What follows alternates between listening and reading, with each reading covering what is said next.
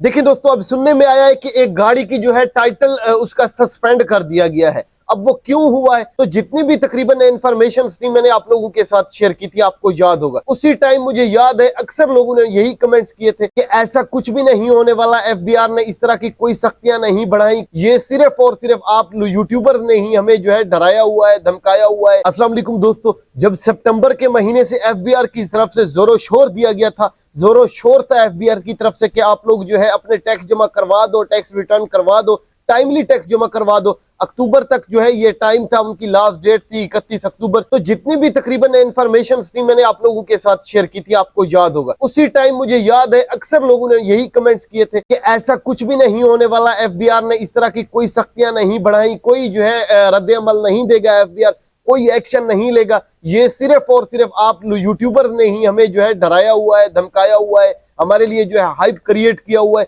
बाकी ऐसा कुछ भी नहीं होने वाला। में देखिए दोस्तों, अब सुनने में आया है कि एक गाड़ी की जो है टाइटल उसका सस्पेंड कर दिया गया है। अब वो क्यों हुआ है, देखिए आप लोग सोचते थे कि हम लोग चालाक हैं, हम लोग सयाने हैं, यानी एफबीआर को हम पता भी नहीं चलने देंगे, अपनी मर्जी से काम कर लेंगे। यानी एक बंदा कोई गाड़ी लेता है या कोई प्लॉट लेता है या कोई मकान लेता है, तो वो ये सोचता है अब उसके पास पैसा तो है, इतनी जायदादें ले रहा है, गाड़ियां ले रहा है।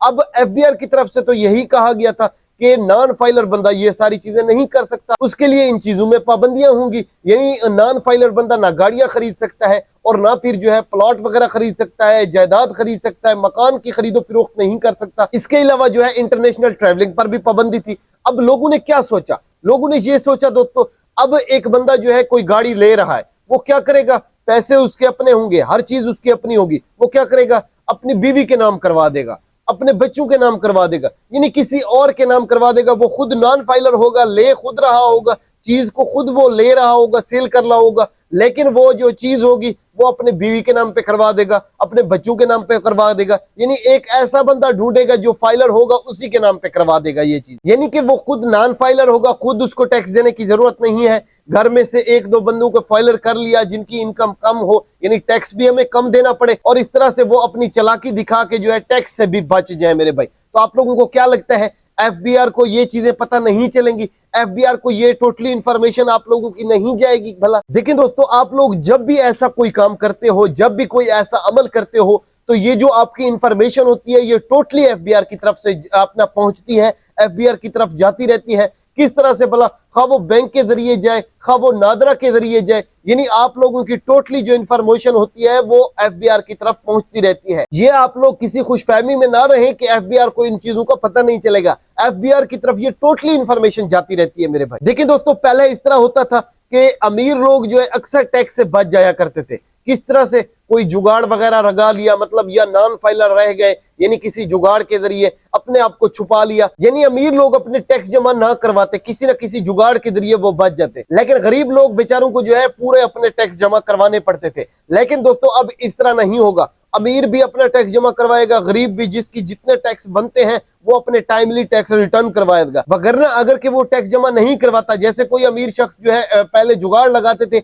अब इस तरह का कोई जुगाड़ नहीं लगेगा। अगर कि वो अपने टैक्स जमा नहीं करवाते टाइम पर, तो क्या होगा, उनकी गाड़ियों की, उनके नाम पर जो चीजें होंगी, उनकी गाड़ियों की जो है टाइटल सस्पेंड हो जाएंगे। तो फिर वो अपनी गाड़ी को ना ही सेल आउट कर सकते हैं और ना ही इस तरह की गाड़ी को वो खरीद सकते हैं मेरे भाई। आया जब तक वो अपनी टोटली इंफॉर्मेशन एफबीआर को नहीं देंगे, एफबीआर को अपने टैक्स रिटर्न नहीं करवाएंगे, अपने टैक्स जमा नहीं करवाएंगे, तब तक वो गाड़ियों की खरीदो फरोख्त नहीं कर सकेंगे मेरे भाई। देखिए दोस्तों, आप कोई भी गाड़ी खरीदते हैं मार्केट से या किसी भी बंदे से, किसी भी शख्स से, तो आप लोगों ने सबसे पहला काम ये करना है भला, उस गाड़ियों की, अपना उस गाड़ी की छानबीन करनी है। यानी उस गाड़ी का बैकग्राउंड सारा कुछ चेक करना है, डॉक्यूमेंट्स चेक करने हैं कि आया किसके नाम पर है, जिसके भी नाम पर है वो शख्स जो है फाइलर भी है कि नहीं है, उसने टैक्स जमा करवाए हुए हैं या नहीं करवाए हुए। अगर कि ये इस तरह का मामला होगा, गाड़ी कोई आप लोगों को सेल कर रहा होगा और वो नाम किसी और के होगी, तो ये मामला आप लोगों के साथ भी हो सकता है। उस गाड़ी की टाइटलमेंट जो है, उस गाड़ी का टाइटल जो है सस्पेंड किया जा सकता है,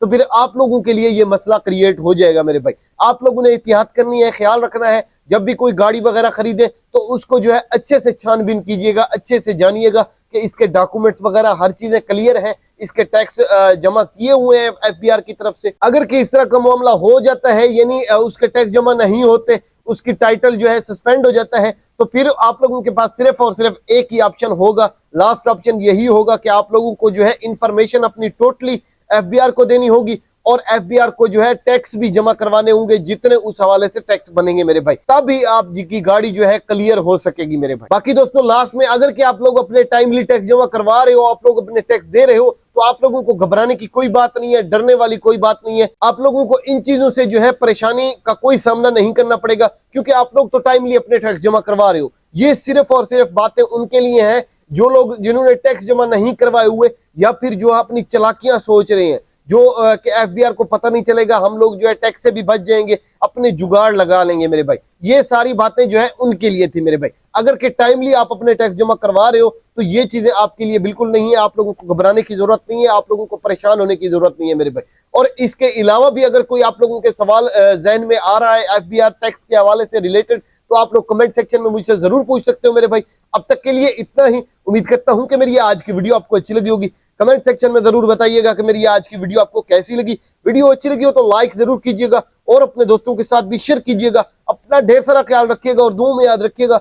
जिंदगी रही तो मिलते हैं इंशाल्लाह नेक्स्ट वीडियो में। Thank you so much. Allah Hafiz.